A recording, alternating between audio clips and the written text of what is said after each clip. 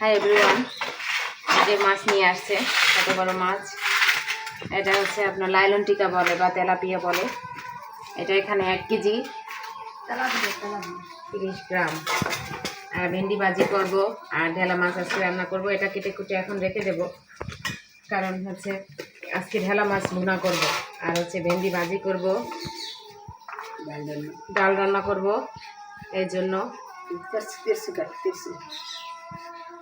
জন্য আজকে মাছ এটা আর রান্না করব না, কালকে আবার। একটা আলু নিয়ে আসো মামনি, আলু নিয়ে আসো। পানি দিয়ে কি করবা? ধোয়া লাগবে না? কি ধোয়া লাগবে? না, আলু ধোয়া লাগবে না? আলু পরে আলাদা করব। এই যে এটা আলু রেখে দেবো, এটা আলু রেখে দিয়ে পেস্ট দিয়ে সব কাটা কোটা হয়ে গেছে।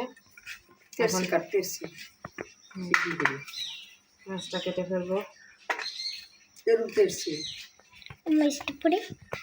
হ্যাঁ হ্যাঁ,